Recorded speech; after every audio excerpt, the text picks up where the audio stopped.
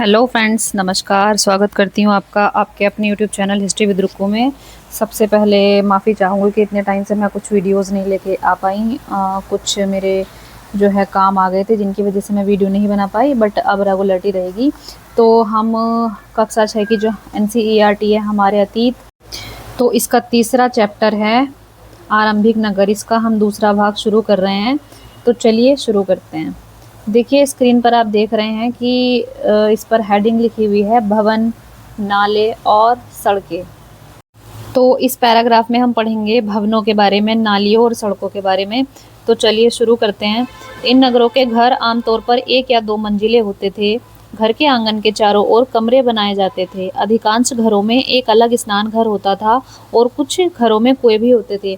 तो हम पढ़ रहे हैं हड़प्पा सभ्यता के जो भवन थे उनके बारे में, ठीक है। तो ये जो कह रहे हैं कि ये जो नगर थे तो इनके जो घर बने हुए थे तो आमतौर पर कैसे थे कि या तो 1 मंजिल होते थे या 2 मंजिल होते थे, और घर के बीच में आंगन होता था और आंगन के चारों ओर कमरे बनाए जाते थे। आपने आज भी ऐसे कई घर देखे होंगे जिसमें बीच में आंगन होता है और चारों ओर कमरे बने हुए होते हैं। और अधिकांश घरों में क्या होता था, एक अलग नहाने के लिए स्थान होता था, स्नान घर होता था, ठीक है। कई नगरों में ढके हुए नाले थे, यानी कि जो नालियाँ होती है ना, जैसे घर में बनाते हैं तो उनको ढक दिया जाता होगा। इन्हें सावधानी से सीधी लाइन में बनाया जाता था। हर नाली में हल्की ढलान होती थी ताकि पानी आसानी से बह सके। यानी कि जो नालियाँ बनाई जाती थी वो बड़ी व्यवस्था के अनुसार बनाई जाती होंगी और वो ढाल पर बनाई जाती होंगी, ढाल दे करके, जिससे कि नालियों में पानी ना रुके और सड़कों की जो नालियाँ हैं उनसे जाकर आराम से वो पानी मिल जाए। अक्सर घरों की नालियों को सड़कों की नालियों से जोड़ दिया जाता था, जो बाद में बड़े नालों में मिल जाती थी। नालों के ढके होने के कारण इनमें जगह जगह पर मेन होल बनाए गए थे, जिनके जरिए इनकी देखभाल और सफाई की जा सके। घर, नाले और सड़कों का निर्माण योजनाबद्ध तरीके से एक साथ ही किया जाता था।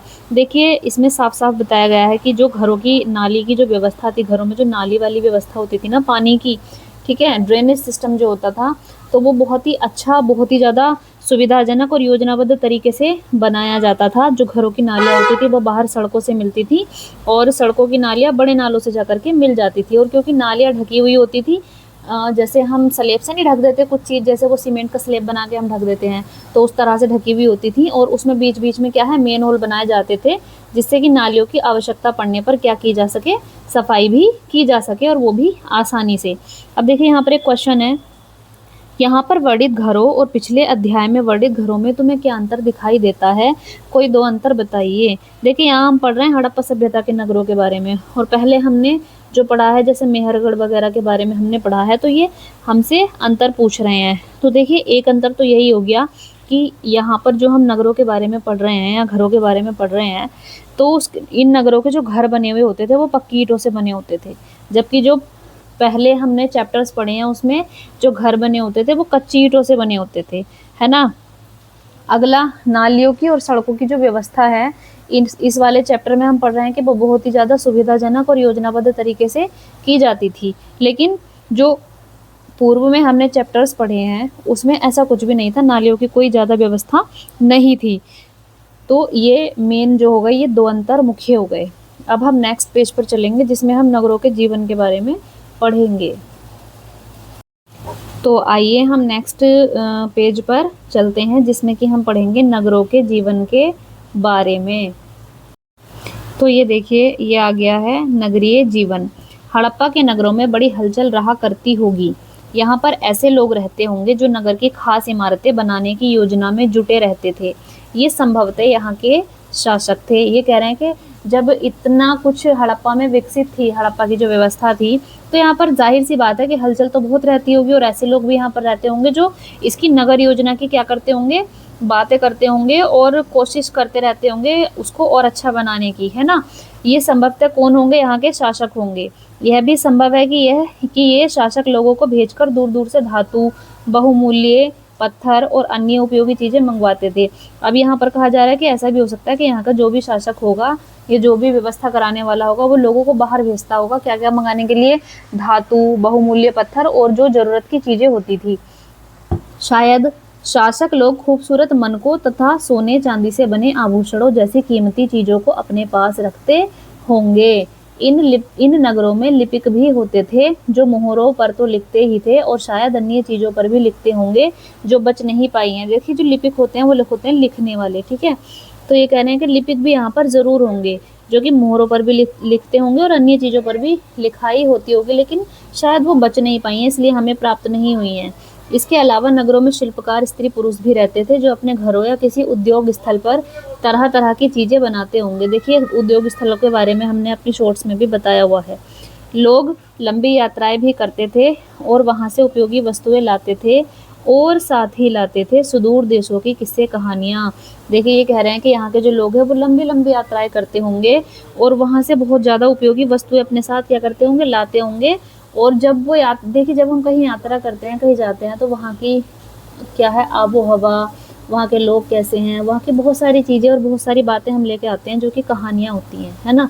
तो ये कह रहे हैं कि वस्तुओं के साथ साथ वो दूसरे देशों के किस्से और कहानियाँ भी अपने साथ लाते होंगे। मिट्टी से बने कई खिलौने भी मिले हैं जिनसे बच्चे खेलते होंगे। अब देखिए हड़प्पा सभ्यता में मिट्टी के बने खिलौने भी मिले हैं, ठीक है।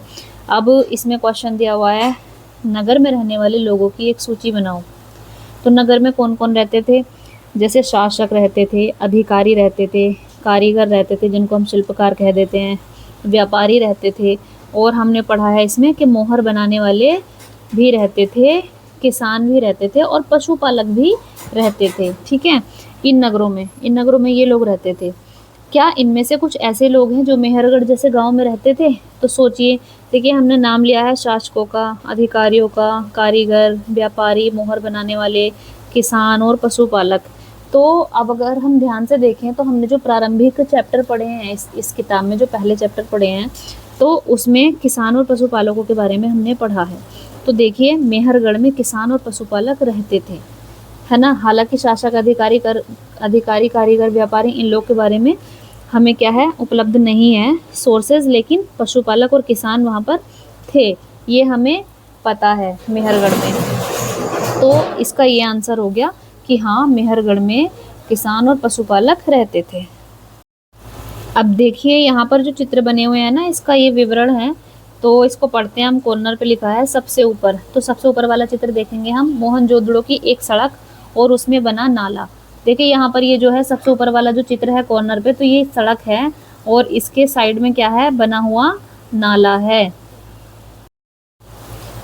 अब देखिए ऊपर एक कुआं, जस्ट इस चित्र के नीचे जो हमने अभी जिक्र किया है उसके नीचे एक कुआं जैसा आपको दिख रहा होगा, तो ये हड़प्पा में पाए गए कुएं हैं इस तरह के।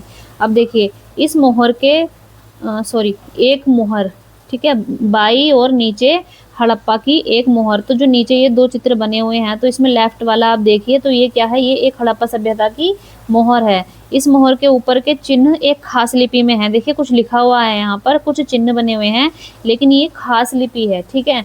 उपमहाद्वीप में पाए गए लेखन का यह प्राचीनतम उदाहरण है। विद्वानों ने इसे पढ़ने की कोशिश की है, लेकिन अभी तक यह पता नहीं चल पाया है कि इसका अर्थ क्या है।